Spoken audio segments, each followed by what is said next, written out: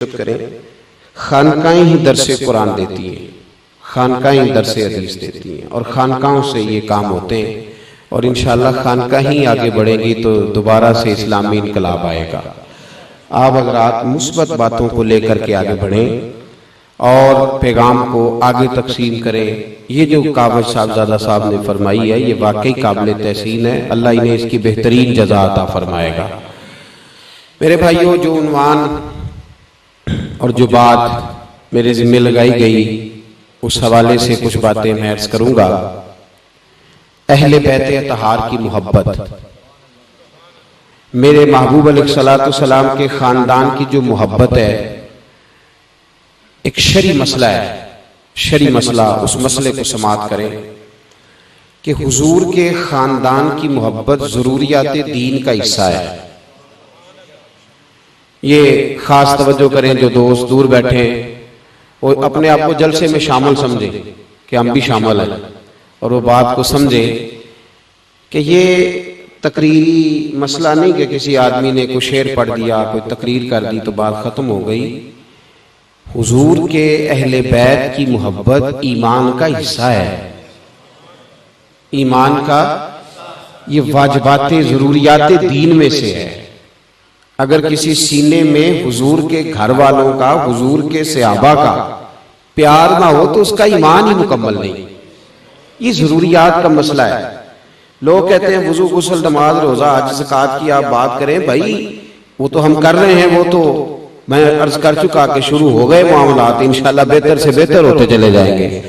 लेकिन अहले बैत अतहार की जो मोहब्बत है वो ईमान का हिस्सा है। अगर किसी सीने में हुजूर के सहाबी का या हुजूर के खानदान के किसी फर्द का बुग़्ज़ पाया गया तो उसका ईमान ही कामिल नहीं, उसका ईमान। ये नौजवान खास तवज्जो करें, ये कहते हैं जनाब आप अपने जनाजे भी नहीं पढ़ने देते।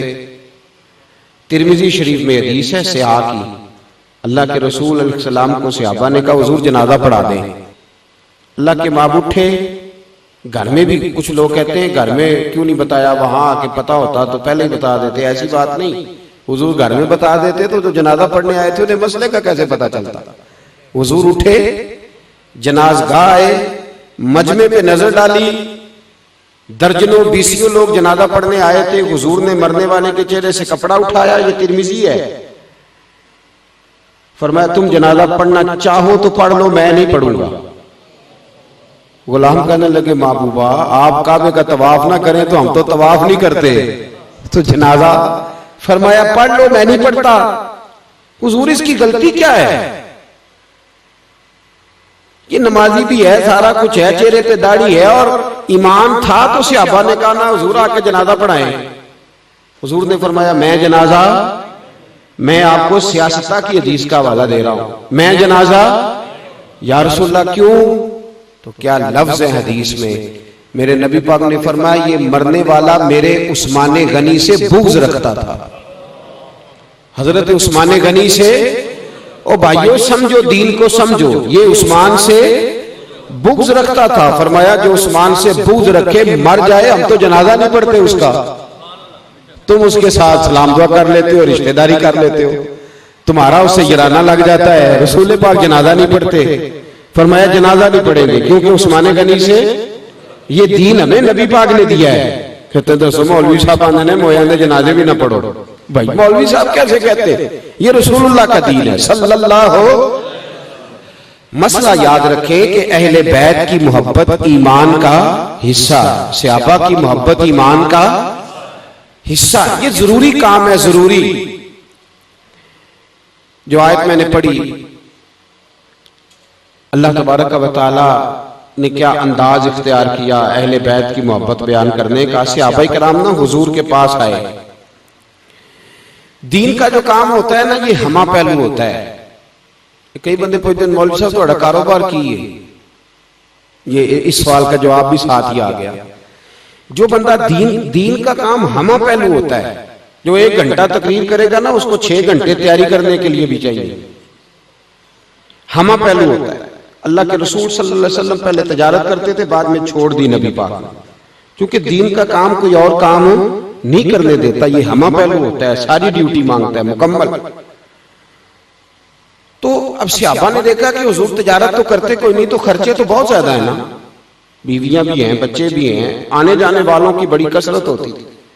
सहाबा ने एक प्रोग्राम बनाया का इस तरह करते हैं, थोड़े थोड़े पैसे इकट्ठे करके ना, तो महीने का कुछ नजराना सरकार की बारगाह में पेश करते हैं, देते हैं, अल्लाह के हबीब सल्लल्लाहु अलैहि वसल्लम को नजर करते हैं। सहाबा ने पैसे जमा किए, हजरत अब्बास हुजूर के चचा थे, उनको नुमाइंदा बनाया, कहा आप ये पैसे हमने इकट्ठे किए, हर महीने हम पेश करेंगे, बड़े खर्चे हैं हुजूर के, मेहमान ही बड़े आते हैं, तो ये नजराना सहाबा का वो इज्तिमा जब हुजूर के पास नजराना लेके गया ना, तो लफ्ज उनके पता क्या थे, लफ्ज बड़े हसीन थे। उन्होंने कहा या रसूलल्लाह, ताइफ से लेकर ओहद तक आपने जितने भी पत्थर खाए हैं वो सारे हमारे लिए खाए हैं, और महबूबा फजर से लेकर तहज्जुद तक जो आप दुआएं मांगते हैं वो सारी हमारे लिए मांगते हैं। या रसूलल्लाह, सारी ड्यूटियां तो हमारे लिए और हम जवाब में करते कुछ नहीं। ये हुजूर नजराना है, ये थोड़ा सा, और बताया नहीं। यहां तो लोग पहले बताते हैं ना, छोड़ डालते हैं, चक्कर कोई नहीं। हुजूर ये हजरत अब्बास आपके चचा की खिदमत में पेश कर दिया है। जब हुजूर की बारगाह में अर्ज किया ना, अल्लाह के हबीब खामोश हुए तो कुरान पाक ने बोलना शुरू कर दिया। उन्होंने पैसे पेश किए तो हजरत जिब्रील हाजिर हो गए। अर्ज की या रसूलल्लाह, रब कहता है कुल ला असअलुकुम अलैहि अजरा, महबूब अल्लाह फरमाता है इनसे कह दो कि मैंने ताइफ से लेकर ओहद तक जो मार खाई है, और मैंने गली गली नगर नगर जाके जो तुम्हारे लिए खिदमत की है, मैं तुमसे अजर कोई नहीं मांगता, कोई सवाल नहीं मेरा। ला असअलुकुम अलैहि अजरा, अजर कोई नहीं मांगता, इल्लल मवद्दत फिल कुर्बा, अगर कुछ करना है तो मेरे घर वालों से प्यार करना शुरू कर दो, इनसे मोहब्बत करो। सहाबा फौरन बोले हुजूर आपके घर वाले कौन है? घर वाले अहले, भाई बीवियां तो पहले ही शामिल थी ना उसमें, अजवाज तो पहले। हुजूर कोई स्पेशल भी है? तो नबी पाक ने फरमाया हाँ, एक मेरे अली से प्यार करो, एक मेरी फातिमा से प्यार करो, और तीसरा इनकी औलाद से प्यार करो, ये मेरे अहले बैते नबूवत है, इनसे प्यार करो। हजरत उमर कहते हैं बस फिर ये हमें प्यारे हो गए, बस फिर हमें प्यारे, बोलिए हमें प्यारे हो गए, बस फिर हमें प्यारे हो गए प्यारे। हजरत अनस बिन मालिक फरमाते मैंने कद्दू कभी नहीं खाया था, कद्दू कुछ चीजें बंदा नहीं खाता। मेरी कुछ तबीयत खराब हुई तो डॉक्टर साहब कहने लगे सिर्फ दलिया, मैं क्या नहीं जे ढेड भरदा नहीं रे दलिए ना। कुछ चीजें बंदा रूटीन में खाता, मजबूरी हो तो फिर उसको वो काम करना चाहत नहीं होती बाज़ औक़ात बाद चीजों की। हजरत अनस बिन मालिक कहते मैं कद्दू शरीफ नहीं खाया करता था, घर में जब कद्दू पकते थे तो शोर डाल देता था, अम्मा मैंने आज रोटी नहीं खानी। कहते एक दिन हुजूर की एक दर्जी ने दावत पकाई, मैं साथ गया, उसने कद्दू गोश्त पकाया था। मैंने देखा हुजूर कद्दू के टुकड़े करीब करते जाते, बोटियां अलहदा करते जाते, और हुजूर ने इस मोहब्बत से कद्दू खाया, रंगे चमन पसंद न फूलों की बू पसंद, हमको है वो पसंद जिसे आए तू पसंद। फरमाते बस हुजूर ने कद्दू खाया तो हमें कद्दू से इश्क हो गया। कहते मैंने घर आके अम्मा से कहा अम्मा जी आज कद्दू ही मंगाओ।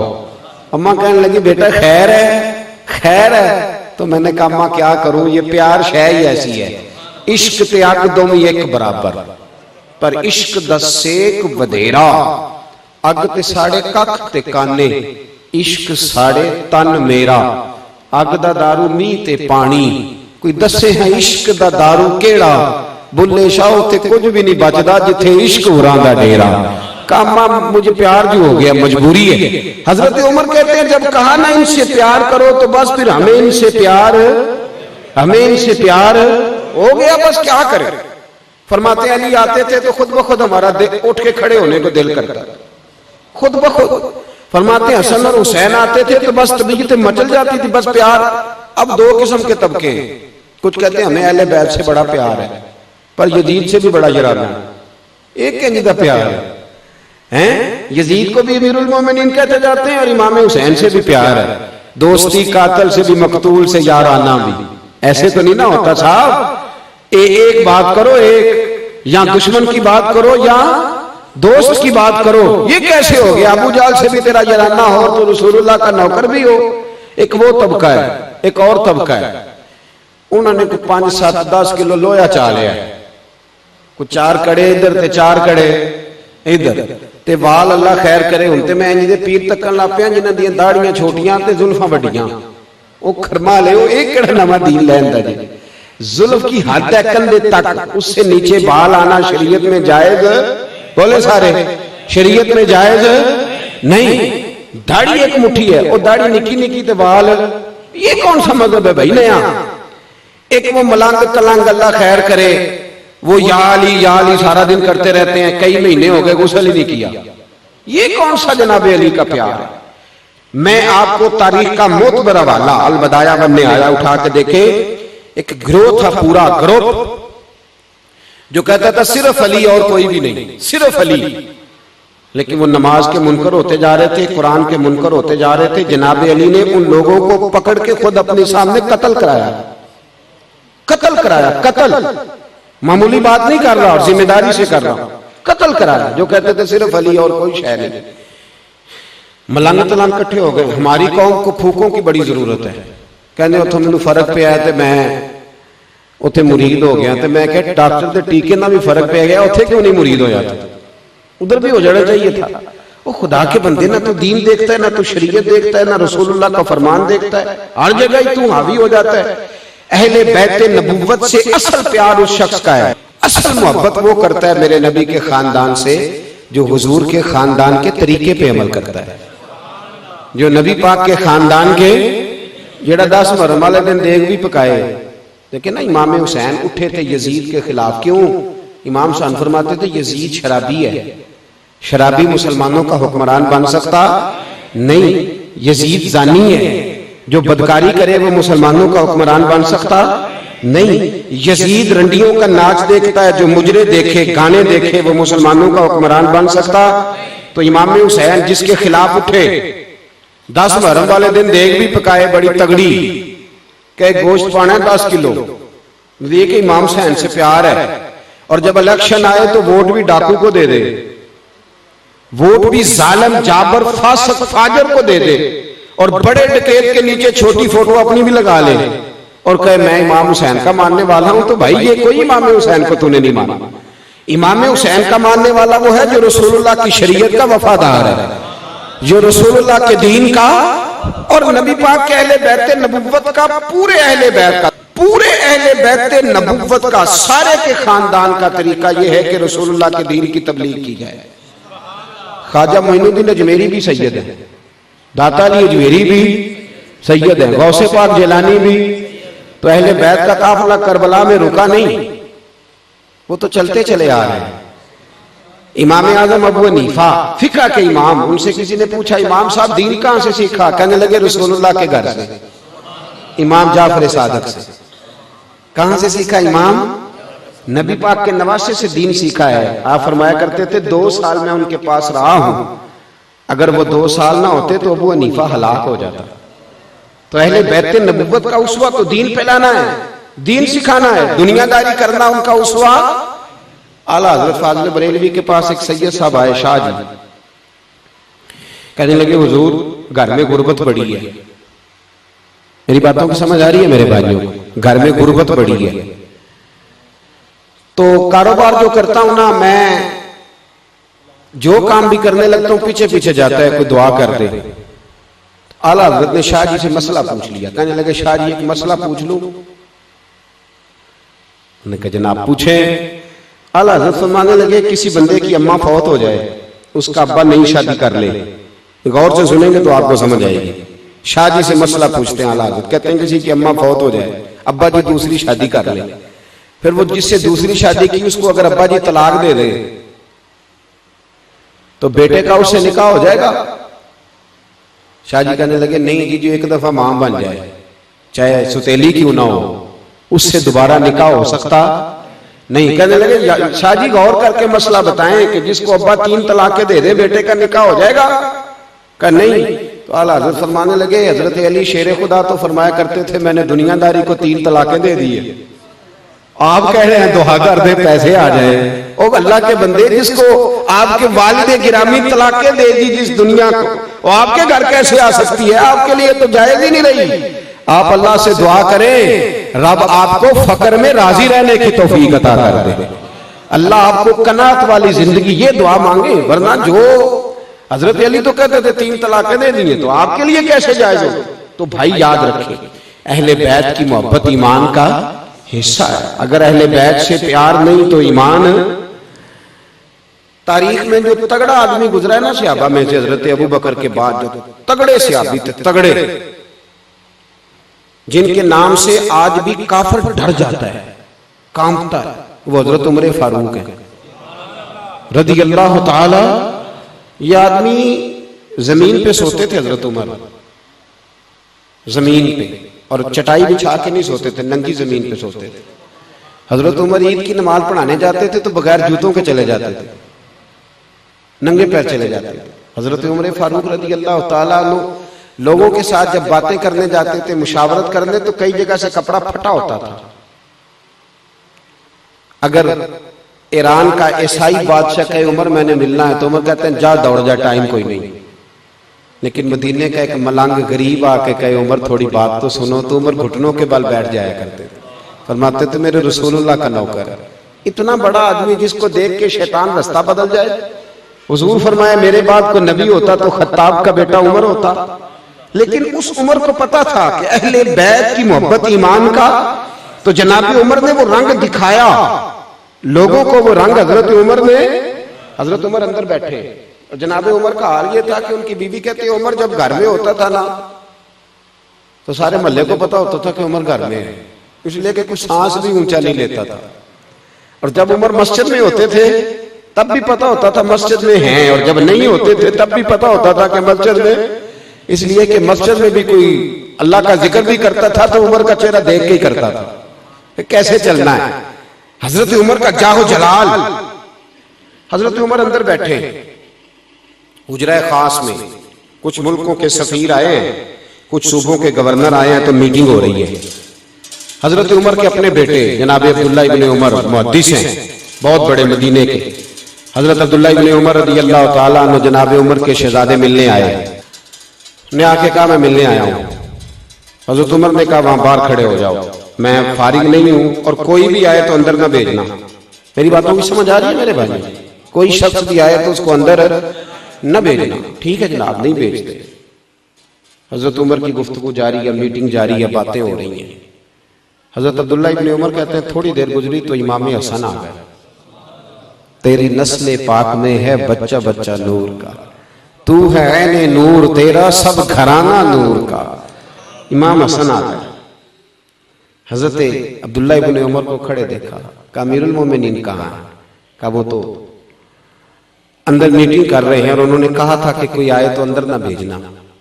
लेकिन तवज्जो करना, हजरत अब्दुल्ला इब्ने उमर कहने लगे शहजादे आप जाना चाहें तो मैं नहीं रोकता, आप जाना चाहें तो आपको नहीं मैं रोकता, आप जा सकते।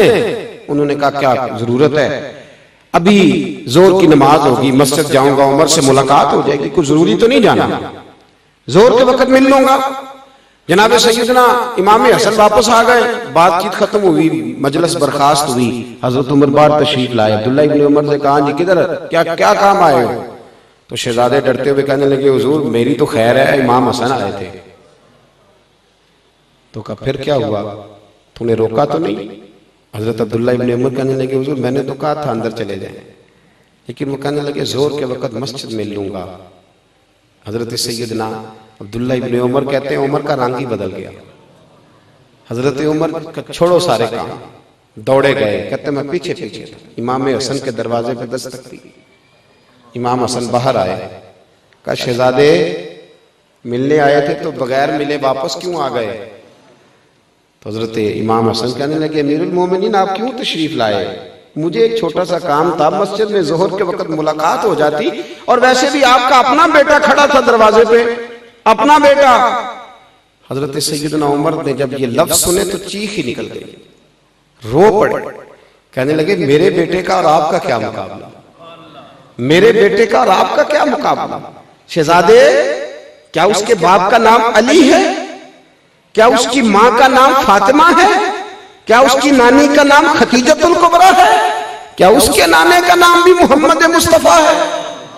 कहा आपका और उसका क्या मुकाबला। और फिर जोश जज्बात में सर से पगड़ी उतार डाली और कहने लगे, बेटा मैं मक्के के सेराओं में ऊंट चराया करता था और मुझसे 10 ऊंट नहीं संभाले जाते थे। मेरे वालिद खत्ताब मुझे डंडों से मारा करते थे।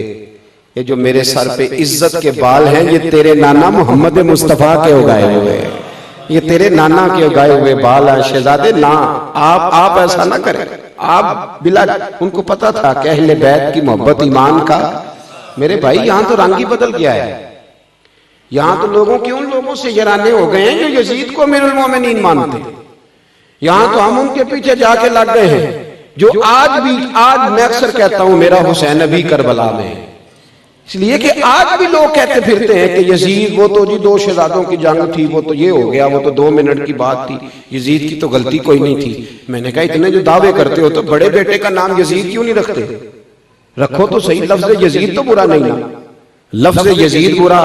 हजरत बायजीद बुस्तामी रहमतुल्लाह ताला अलैह, लफ्ज बायजीद बुरा तो रखो ना अपने बेटे का नाम, क्यों नहीं रखते? तो भाई याद रखें और समझें, हम लोगों को ये बात अपने बच्चों को सिखानी होगी। और जो अहले बैत का प्यार सिखाता है वो सहाबा की दुश्मनी शुरू करा देता है माज़अल्लाह। ये घर में पढ़ाने का सबक है। घर में नबी पाक ने हुक्म दिया अपने बच्चों को 3 चीजें सिखाओ। या रसूलुल्लाह कौन सी? फरमाया एक अल्लाह का कुरान सिखाओ, दूसरा अपने नबी की मोहब्बत सिखाओ, तीसरा अपने नबी के घर वालों की मोहब्बत सिखाओ। नबी के घर वालों की मोहब्बत कौन सिखाएं? कारी साहब के मौलवी साहब? वालिदैन। कौन जी? वालिदैन। जब यकम मुहर्रम को हजरत उमर की बात घर में होगी तो बच्चे समझ जाएंगे कि हमें हजरत उमर से प्यार। जब 18 ज़िलहज को हजरत उस्मान की बात होगी तो बच्चे समझ जाएंगे कि जनाब उस्मान गनी से बात प्यार करना है। जब 10 मुहर्रम को अम्मा वुजू करके चावल चुगेगी ना, वुजू करके, और अब्बा जी कहेंगे ये मेरी कमाई के असल पैसे, इनमें 1 रुपया भी नाजायज नहीं, आज मैंने हुजूर के अहले बैत नबुव्वत के लिए लंगर पकाना है, तो फिर इसका मतलब ये होगा कि हमें हुजूर के घर वालों से मोहब्बत है। ये हमारे तरीके बतलाए, ये हमारा अंदाज बतलाए। अंदाज मुसलमानों के हदीस में जो अमीर है उनका नाम हजरत अबू हुरैरा है रदियल्लाहु ताला, अमीरुल मोमिनीन फिल हदीस। ये हदीस में मुसलमानों के अमीर हैं हजरत अबू हुरैरा। आदमी जब अपने मुरीदों में बैठा हो ना तो किसी के लिए उठना बड़ा मुश्किल होता है, बड़ा मुश्किल। जब इंसान शागिर्दों में बैठा हो तो कोई आ जाए तो बंदा कहता है आता रहे, मैं सबक पढ़ा रहा हूं। हजरत अबू हुरैरा 4000 से ज्यादा हदीसें थी उनके सीने में, और इस शख्स का कमाल यह था कि मेरे रसूल पाक ने अपने सीने का फैज इन्हें अता फरमाया था। एक पंड बन के, गठड़ी से मजा नहीं आता, एक पंड बन के नबी पाक ने इन्होंने हाफजा अता फरमाया। पूरी एक गठड़ी, पूरी पंड, इतना बड़ा हजरत अबू हुरैरा, जिंदगी वक्फ कर दी नबी पाक के नाम, शादी नहीं की। एक दिन हजरत अबू हुरैरा बैठे थे जो सहाबा में, और लोग हदीसें सुन रहे थे। किसी ने पूछा था हजरत अबू हुरैरा से आपके गिर्द रश क्यों रहता है? तो आप फरमाते इसलिए कि मैं ना अब्बे की बात सुनाता हूँ ना दादे की, मैं जब भी सुनाता हूँ रसूल पाक की बात सुनाता हूँ सल्लल्लाहु अलैहि। मैं बुलबुले खुश लहजाए गुलजारे नबी हूँ, मीठी मेरी बातें हैं क्योंकि नमक खारे नबी हूँ। तो मैं क्योंकि हुजूर की सुनाता हूँ तो मेरी बात बन गई है तेरी बात करते करते। हजरत अबू हुरैरा हदीसें सुना रहे थे तो मजमा था सहाबा का। अब मेरी तवज्जो है कि वहां से कौन आ रहा है कौन नहीं आ रहा, आपकी नहीं है। पीछे से कौन आ रहा है तो क्या आपका ख्याल मेरी जानिब। हजरत अबू हुरैरा इस तरह बैठे थे, सामने सहाबा थे, बातें हो रही थी, हदीसें पाक बयान हो रही थी। इमाम हुसैन रज़ियल्लाहु ताला, मदीना मुनव्वरा में ना ताजी ताजी ठंडी बारिश हुई थी, ठंडी हवाएं मदीना चूम के गुजरी थी। इमाम हुसैन घोड़े से नीचे उतरे तो छोटा सा गड़ा था, छोटा सा, उसमें पानी खड़ा था। इमाम हुसैन ने पैर जब जमीन पे रखा ना तो गड़े में पानी था, तो वो कीचड़ जो मिट्टी थी वो इमाम साहब का पैर चूमने लगे, पैरों को मिट्टी लग गई। अब बाकी सहाबा नहीं देख रहे क्योंकि वो सामने बैठे हैं, हजरत अबू हुरैरा देख रहे थे क्योंकि उनकी तवज्जो इधर थी। जनाब अबू हुरैरा जल्दी से उठे, उठ के आगे गए और इमाम हुसैन रज़ियल्लाहु ताला अन्हु के पैरों में झुक गए, अपनी पगड़ी को उतारा और इमाम हुसैन का पैर साफ करना शुरू कर दिया। जब इमाम साहब के पैर को उन्होंने हाथ लगाया तो इमाम साहब ने कदम पीछे खींचा, कहा हुजूर आपकी दाढ़ी सफेद है, मेरी काली है, आप बुजुर्ग हैं, मैं जवान हूं, ये आप क्या कर रहे हैं, ऐसा ना करें। हजरत अबू हुरैरा ने जोर से पैर पकड़ा, आंखों में आंसू, पैर साफ कर रहे हैं। कहते हैं जनाब मैं आपके काले बाल नहीं देख रहा, मैं तो आपकी रगों में वो खून देख रहा हूं जो मेरे मोहम्मद अरबी का खून है, मैं रसूलुल्लाह सल्लल्लाहु अलैहि वसल्लम के खून का रंग देख रहा हूं। का हुजूर मैं तो उस निस्बत की बुनियाद पर ये खिदमत कर रहा हूं। भाइयों, सहाबा के दिलों में कूट कूट कर अहले बैत का प्यार था, उनके दिलों के अंदर ये बाग खिला हुआ था सहाबा किराम की, अहले बैत की उल्फत का। और बाद में जो अहले बैत की उल्फत वाले लोग थे ना, इमाम हुसैन से मैदान करबला में जिस गुलाम ने सबसे ज्यादा प्यार किया वो होर बिन यजीद है जी। होर बिन ये यजीदी फौज की जानिब से शुरू में आए थे, इन्होंने रोका था इमाम साहब को करबला में। बाद में शिमर से इब्ने ज़ियाद से कहने लगे तुमने तो कहा था सिर्फ रोकना है, बातचीत करनी है, तुम तो कत्ल कर रहे हो ये नबी पाक के खानदान ने। कहा नहीं हम कत्ल ही करेंगे। तो होर छोड़ के ना यजीदी फौज जब निकलने लगे ना, कहने लगे फिर मैं हुसैन के कत्ल में शरीक नहीं हो सकता। ये यजीदी फौज छोड़ के जब निकलने लगे तो पीछे से शिमर कहने लगा कि तुझे एक पूरे सूबे की गवर्नरी मिलेगी। तो इन्होंने एड़ी लगाई, घोड़े को दौड़ाया, कहने लगे मुझे सूबे की गवर्नरी नहीं चाहिए, मैं उधर जा रहा हूं जिधर जन्नती जवानों का सरदार खड़ा है, जिधर जन्नती जवानों का उधर जा रहा हूं मैं, वहां से मुझे वो जो मुझे खुशबू आ रही है वो ज्यादा अजीज है, मुझे उधर जाने दो। आ गए।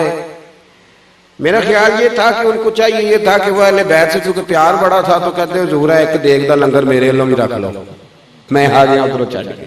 ये काम किया था उन्होंने, ये अहले बैत की मोहब्बत थी कि लो जनाब इस दफा जो आप मुहर्रम शरीफ में महफिल करेंगे उस पर टेंट का खर्चा मेरा। ये मोहब्बत अहले बैत थी। ये मोहब्बत ये थी कि यजीद को जो उन्हें एक गवर्नरी, पूरी गवर्नरी का लालच दे रहा था, जब वो अहले बैत नबुव्वत की खिदमत में हाजिर हुए तो फिर उन्होंने मुकाबला किया यजीदी फौज का, फिर उस फौज को काटा और वो शहीद हुए। उनका मज़ार है आज भी करबला में, उनका मज़ार है, उन्होंने काटा, जान दी। ओ भाई शराबी कबाबी बदकार की सपोर्ट करना और 10 मुहर्रम पे इमाम हुसैन की याद भी मनाना, ना ऐसे नहीं होगा। एक ही घर रहेगा, दुरंगी छोड़ के यक रंग हो जा, सरासर मोम हो जा या संग हो जा, एक बात रहेगी, दो बातें नहीं रह सकती, एक बात। इमाम हुसैन का उसवा हसना समझे, उन्होंने मैदान में निकल के ललकारा है। इकबाल कहते हैं निकल कर खानकाहों से अदा कर रस्म शब्बीरी, बाहर निकल मैदान में आ। इमाम हुसैन सबसे बड़े आस्थाने पर मौजूद थे और दुनिया की सबसे बड़ी खानका पे तशरीफ फरमाते, और इमाम अली मकाम मस्जिद नबवी के इमाम और खतीब थे। उनको चाहिए था मुझे क्या जरूरत है, किसी बेईमान को हुकूमत करता है तो करे, मेरी मस्जिद सही चल रही है, मदरसा सही चल रहा है, दूर दराज से पूरी दुनिया से मदीने लोग हाजिरी देने आ रहे हैं, मुझे क्या लगे। लेकिन उन्होंने ये काम उन्होंने छोड़ा, सारा कुछ छोड़ा, मदीना छोड़ के निकले। नाना तेरे करम के खजीने की खैर हो, मैं जा रहा हूं तेरे मदीने की खैर हो। निकले सारा कुछ छोड़ के और मैदान में निकल के ललकारा और ललकारा उन सब लोगों को जो दीन के खिलाफ निकले थे। भाई सूफिया का यही पैगाम है, यही सूफिया का तर्ज जिंदगी है, यही शुहदा है। हजरत शहाबुद्दीन गौरी कहते हैं कि मुझे ख्वाब में स्याह दाढ़ी वाले बुजुर्ग मिले और कहने लगे हिंदुस्तान पे हमला कर, यहां हिंदू बड़ा जुल्म कर रहा है मुसलमान पे। कहते मैंने कहा ख्वाब है, मैं सो गया। 1 घंटे के बाद फिर ख्वाब आई, स्याह दाढ़ी वाला शख्स है, कहने लगे हमला कर, मैंने कहा ख्वाब है। तीसरे दिन फिर वो बुजुर्ग मुझे मिले तो कहने लगे तू आता है या तेरा कोई और इलाज करूं। कहते मैंने कहा ये अल्लाह की तरफ से कोई बंदा है जो मुझे पुकार रहा है, घोड़े पे बैठा, फौजें नहीं, यहां के हमला किया। कहते जब मैं लड़ रहा था तो मैंने एक जवान को देखा, उसने सर पे पगड़ी बांधी है, काली जुल्फे, काली दाढ़ी, और हमारी वो हिमायत में लड़ रहा है, और सबसे ज्यादा हिंदू उसने कत्ल किए, सबसे ज्यादा मरहटे सिख उसने मारे। और जब जंग खत्म हुई तो एक कच्ची मस्जिद के ऊपर मैंने उसी शख्स को जोर की अजान पढ़ते देखा। कहते मैं दौड़ के गया वुजू करके जो मैं पहुंचा तो वही शख्स जमात भी कराने लग गया। कहते हैं नमाज पढ़ के मेरी तरफ मुंह किया तो मैंने कहा खुदा के बंदे ये तो वही है जो मुझे ख्वाब में मिला था। और मैंने कहा अल्लाह के बंदे अपना नाम तो बता, कौन है तू? कहने लगे चल छोड़, अल्लाह ने तुझे फतह दे दी, नाम में क्या रखा है। मेरे आला हज़रत फरमाते हैं बेनिशानों का निशान मिटता नहीं, हमारा मिटते मिटते भी नाम हो ही जाएगा। फरमाया तू नाम छोड़। उसने कहा नहीं हुजूर बताएं तो सही, मुझे बुलाया भी, मदद भी की, आप कौन है? तो आप फरमाने लगे फकीर को मोइनुद्दीन अजमेरी कहते हैं। फकीर को मोइनुद्दीन, हम कोई खानका में बैठ के खाली अल्लाह अल्लाह करने वाले नहीं, वक्त आए तो हम बेईमान की आंखों में आंखें डालने की ताकत भी रखते हैं।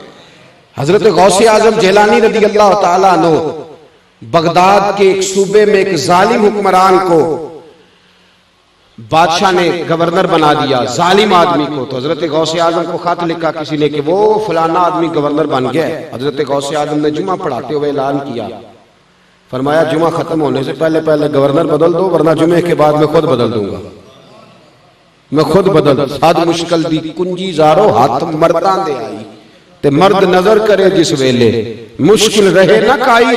पर मैं तू बदलता है कि मैं बदल दूं जुमे के बाद? लोग कहते हैं कि गवर्नर ने जुमे से खत्म होने से पहले पहले गवर्नर बदल दिया।